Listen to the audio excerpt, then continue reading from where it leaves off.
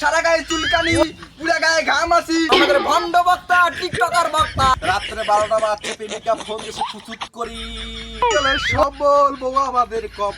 ভাইরা আমার, আমাদের সামনে এখন মহামূল্যবান তাফসীর পেশ করবে। সারা গায়ে চুলকানি, পুরা গায়ে ঘাম আসি, আমাদের ভণ্ড বক্তা, টিকটকার বক্তা মোহাম্মদ হারুনা রশিদ। বর্তমান যে ভাইরাল বক্তারা আছে, প্লেনে করে আসে, হাজার হাজার জনতা তার সামনে চলে যায়, আর আমাদের মতো ভণ্ড বক্তাদের আসনে মাত্র 2 থেকে 3 জন। জোরে বলেন ঠিক কিনা? বাজান রে, রাত্রে 12টা বাজছে, প্রেমিকা ফোন এসে ফুচুত করি, ফোনটা কানে দিয়ে করে হ্যালো বললো যে তাড়াতাড়ি আমার বাড়িতে চলে আসো।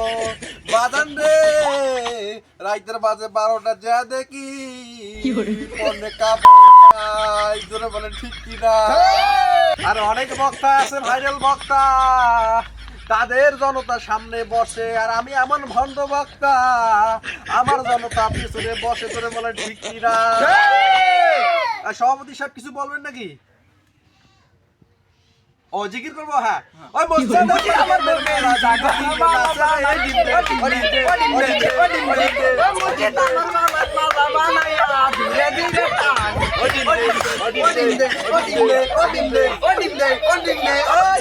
সবাই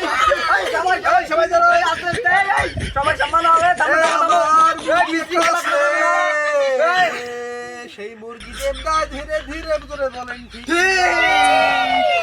মানুষের মুরগি ডিম দেয় একটা, আমার মুরগি ডিম দেয় 4-5টা। জোরে বলেন ঠিক।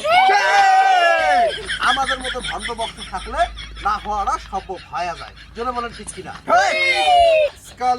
আজকাল কিছু বক্তা আছে, ওই বক্তাগুলোর কারণে আমাদের মতো ভণ্ড বক্তারা ভাত পায় না। জোরে বলেন ঠিক কিনা?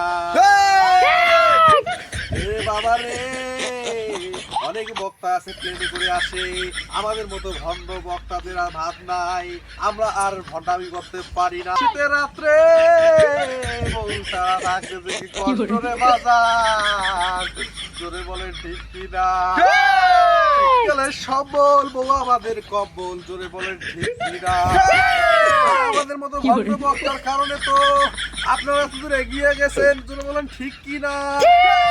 এতক্ষণ আপনাদের সামনে যে বক্তব্য দিলেন আমাদের ভণ্ড বক্তা, টিকটকার বক্তা মোহাম্মদ হারুনা রশিদ।